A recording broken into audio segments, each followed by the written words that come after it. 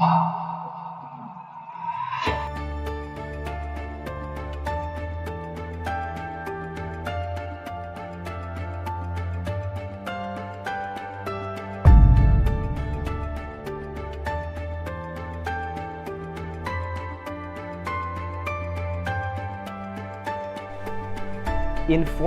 explains a significant topic and is an NCFCA speech staple. Your Region 9 champion for Informative is Kayla Jennings, who explains the eye-opening history and evolution of the public school system right here in the United States of America. This was actually Kayla's first speech season, making this win all the more impressive. Ladies and gentlemen, I want to introduce to you your next champion, Kayla Jennings.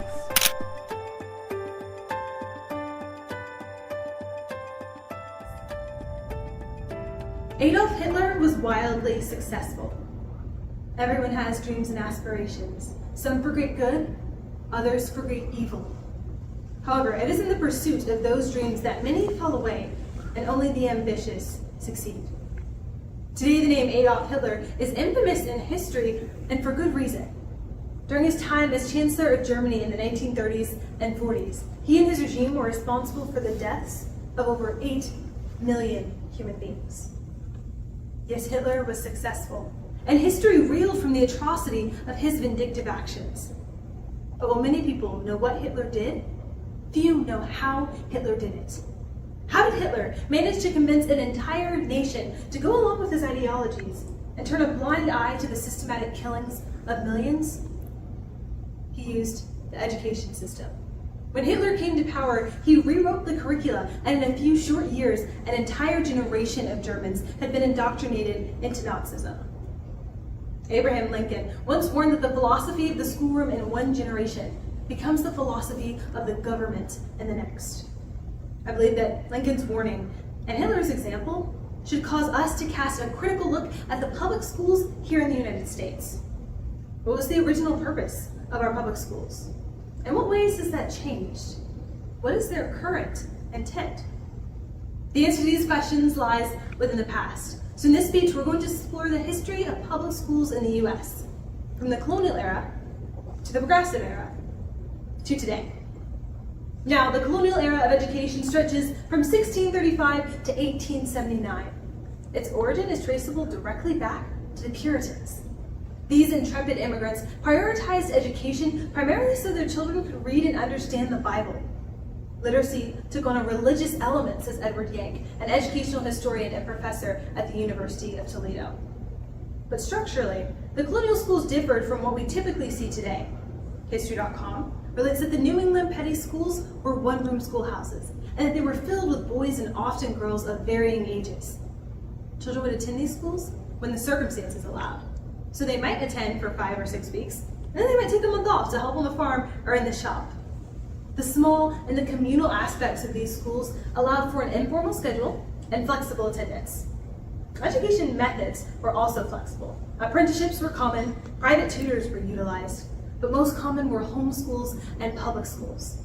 These public schools did not separate their children into age and grade, and they learned by rote and memorization.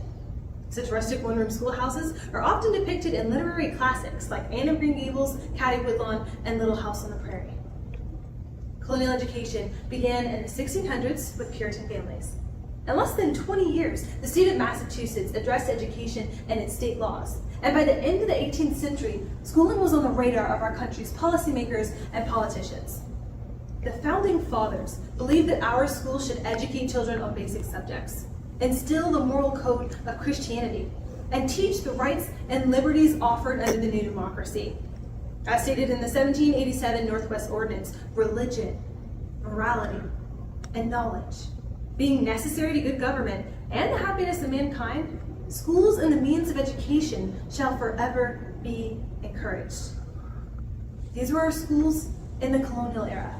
But now, let's take a look at those same schools in the progressive era. This takes us between the years 1880 and 1920. 1880 saw the first inkling of drastic change across America, evidenced by the ages of industry, urbanization, and immigration. With countless new inventions enhancing the quality of life, with cities and suburbs springing up all across the country, and with immigrants pouring in from all over the world, the American landscape was shifting. And education shifted with it. Titans of progressive educational theory included Maria Montessori and John Dewey. Montessori's method tailored education to the individual child, while Dewey laid the foundational philosophies for schools in the progressive era. Shifting from colonial ideologies, Dewey believed a teacher is not in the school to impose certain ideas or to form certain habits in a child, but is there as a member of the community to select the influences which shall affect the child and to assist him in properly responding to those influences. As educational philosophies began to change, structurally our schools changed as well. Gone were the one-room schoolhouse days of learning by memorization and recitation. Children were now separated into age and grade. In addition to teaching the key three, reading, writing, and arithmetic, music, art, and physical training were incorporated to foster greater appreciation of the humanities and social responsibility. Now the structural and the philosophical changes of our schools in this era are obvious, but the other changes are much more subtle. Our schools gradually evolved from teaching institutions to tools which implanted societal morals. The responsibility of a child's education shifted from the parents to the state. At this time, our schools became federally funded, and while this made education free throughout America, he who holds the gold makes the rules. With that, we come to the modern era. This time in our education stretches from the late 1920s to the present. Some aspects of today's schools are very similar to that of the progressive era. As authors Pete Hegseth and David Copeland explain, the schools of the 1930s, 40s, 50s, and 60s cultivated American patriotism with some associated nationalistic virtue. But as the years progressed, additional philosophies emerged.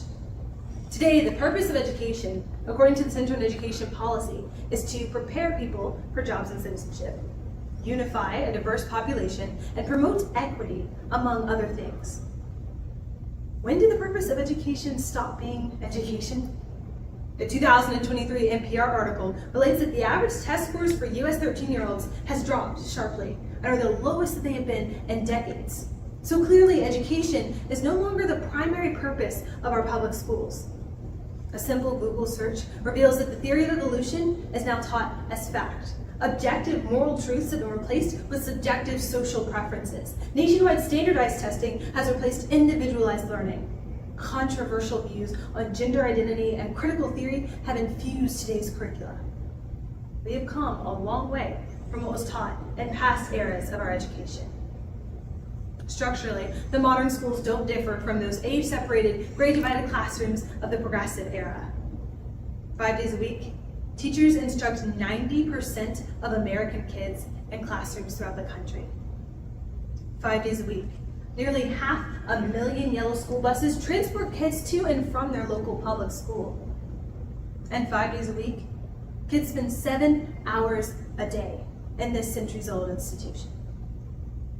To recap, the legacy of public schools in the colonial era is evidenced by the institution of education for education's sake. The Puritans' desire for their children to be both literate and biblically knowledgeable inspired what would become the public schools. In the progressive era, the purpose of education was to transform children into literate, moral, and productive citizens, according to Center on Education Policy. And in the modern era, schools instill a predetermined set of ideals, of morals, and of values into the American youth. What will be its legacy? Only time can tell. Today, the name Adolf Hitler triggers immediate disgust. A murderous mastermind, he sent millions to their death while his nation sat in silence. Yes, Hitler is very much at fault, but the fault may also lie with the German parents. Desperate for change, they did not realize the danger of the Nazi regime. They did not realize what their children were being taught in local German public schools. They did not realize that education is in fact a weapon. And by the time they did, it was too late. History is useless if we do not learn from it. Are American parents today facing the same danger? Do they realize what is being taught to their kids in local American public schools? What is being done about it? It may seem extreme to use the example of World War II Germany, but the philosophy of the schoolroom in one generation becomes the philosophy of government in the next. Adolf Hitler used education to convince his followers that the expungement of millions of people was acceptable.